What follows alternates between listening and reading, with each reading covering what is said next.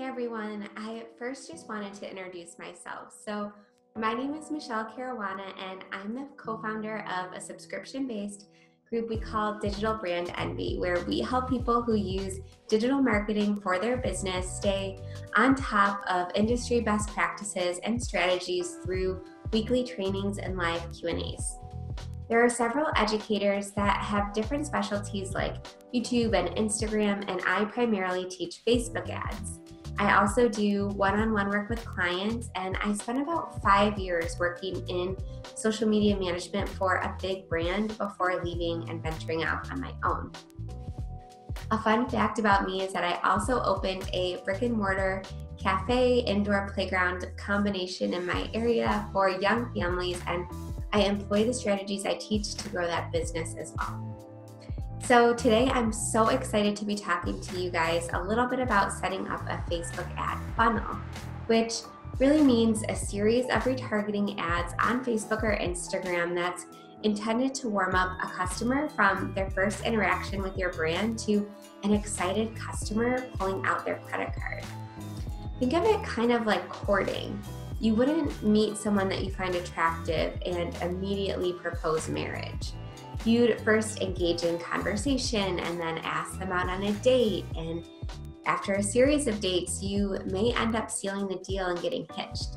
Well, Facebook ads can work a lot like that. So in this training, I'm going to talk you through exactly how to move a potential customer along that purchasing journey. First, I want to mention that Facebook ad objectives work in a 3-pillar system. So first, there's brand awareness. So just getting your business name and information out there to as many people as possible. Next, there's the consideration pillar, which includes getting people to take an action, whether it be watching a video or clicking a link or liking or interacting with a post. Sort of considering making a purchase or doing business with you, but not quite there yet. Finally, there's the conversions pillar. Typically signing up for something or making a purchase, whatever you set your conversion event up for. Now, I don't typically agree with sticking to the pillar system. Yes, I do agree that we need to court customers and move them along a journey, but I want to break out of this pillar system and framework a little bit. And that first pillar is brand awareness and reach objectives. Unless you're Coca-Cola or a major brand or something like that, I typically never use these objectives except for some advanced retargeting strategies, which we won't get into today. But your ads won't be shown to people ready to engage and interact, and you'll burn through your budget without much to show for it and with minimal retargeting potential, since these people are not taking action on the ads.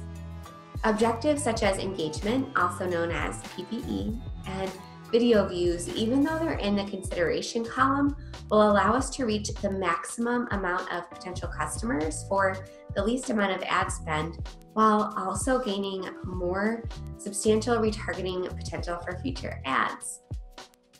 We will then retarget these potential customers with different layers of consideration and conversions objectives ads to further entice them to either make their first purchase or make multiple purchases across categories and products. This moves them really nicely along the customer courtship journey and will really help you form an engaged group of buyers. So as I alluded to a little bit earlier, we typically set up a basic Facebook ads funnel in 3 steps. I'm going to use e-commerce products as an example, and I have a great case study I made for you guys that you can download at dbemarketingguides.com. This case study shows exactly how we helped an e-commerce business really scale using Facebook ads alone. So first, let's start with step 1 of that funnel, getting eyes on your content and brand and getting social proof. There are 6 forms of social proof that we would ideally leverage in any funnel, although basic funnel focuses on wisdom of the crowd social proof, so likes, comments, and shares on your post. And so just for reference, I'm going to quickly run through all of the types of social proof to get your wheels turning and get some ideas. So the first is expert. So expert social proof is when an expert in your industry recommends your products or services or is associated with your brand. So an example is, for example, a doctor endorsing a medical device. These can work great as testimonials or affiliates, so they can share your posts or ads or anything like that. The next is celebrity social proof. So that's when a celebrity or an influencer endorses your products or services. So for example, an Instagram post or a tweet about your product by a celebrity or an influencer. A user social proof is when current users recommend your products and services based on their experiences with your brand. So for example, Facebook reviews. Next is the wisdom of the crowd. So wisdom of the crowd social proof is when a large group of people is seen to be endorsing your brand. So for example, thousands of comments or likes on your post or ad or profile. The next is wisdom of friends. So wisdom of friends social proof is when people see their friends use, purchase, or endorse your products. So kind of think of micro influencers here. Lastly, there's certification social proof, which is when you've been given stamp of approval by an authoritative figure in your industry, such as getting FDA approval on a device or consumable.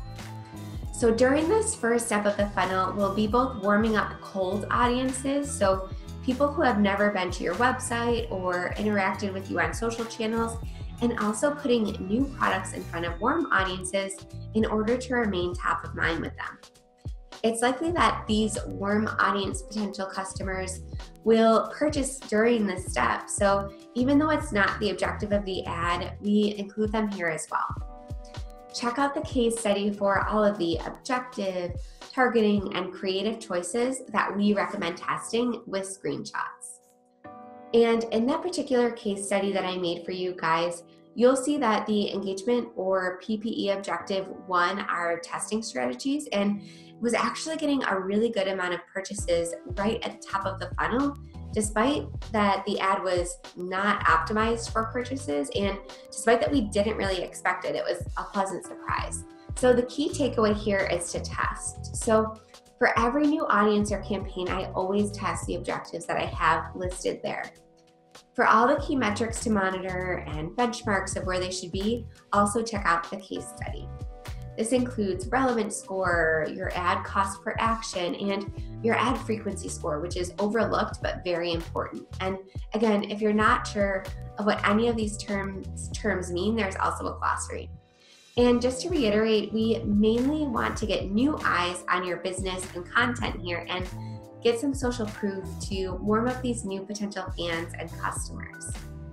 Now, during the second step of your funnel, we'll be directing people who engaged in a step 1 post to visit your website, product page, or an opt-in page. We recommend split testing these to see which performs best for your specific product. We do this by setting up custom audiences. So examples of custom audiences we use are people who watch the video in your step 1 ad, people that have engaged with your page in the last X number of days, which will include your ad, or people that clicked over to your website from your step 1 ad. And just to note, for the video viewers custom audience, you can actually test between people who watched 3 seconds, 10 seconds, 75%, 90% of your video. The best option will really depend on the length of your video. So for example, for a 20-second video, you'd likely want to use 50 or 75% video watchers because those are people who are going to be actually really interested. For a 20-minute video though, someone can watch a minute or two and still be very interested in the next step. So just be aware of this and test these out for your own business. Well, we also include any other warm audiences, so Instagram engagers, Facebook page engagers, and all website visitors into this step as well. Check out the case study for all of the objective, targeting, and creative choices we recommend testing in this step. Though conversions is listed as the ideal objective in this specific case study, we also test traffic objectives for step 2 as well, especially if you have a higher priced offer or course. And just some other notes, if you really want to scale the step, if your ads are really doing well, you need to either increase the budget of your step 1 funnel or start targeting cold audiences. Frequency should really be monitored here, and images and ad copy at the ad level should be refreshed as needed. Now, on to step 3 of your Facebook ads funnel. During the 3rd step of your Facebook ads funnel, we'll be retargeting your website visitors who did not make a purchase during their visit. We'll be showing them the products that they looked at while shopping on your site, reminding them to complete their purchase, kind of like how Amazon does. So if you search a product on Amazon, you'll see it on Facebook a few minutes later. So check out the case study again for all of the objective, targeting, and creative choices that we recommend here. We really love doing cool catalog sales ads using carousels and canvases here. Even though this is technically the 3rd and last piece of the funnel, you can continue retargeting and upselling to your warm audience as much as you like, especially if you offer a wide variety of products or services, and upselling or cross-selling is a source of revenue for you and your business. There are all sorts of really fun ways that you can play around with dynamic product ads such as these which we discuss further and show screenshots of in the case study that I made for you. So to recap, we just move your customers all the way through the customer journey to ultimately make a purchase, and hopefully they'll continue shopping with you through your retargeting ads. So if a piece of your ad or funnel isn't quite working or meeting the benchmarks that we present in the case study, I would recommend hiring an outside eye to look at it over, or have a friend or peer give you a hand. Often we're so close to our own products and services that we gloss over important product details or selling points, or we miss targeting opportunities. And don't forget, download the full case study guide that I made for you guys at dvemarketingguides.com. It's got all of the screenshots, targeting examples, and information that you need to be successful with this training. Thank you so much for the opportunity to talk to you guys a little bit through this subject. It was fun, so happy learning, and let me know if you have any questions about the case study that I made for you guys.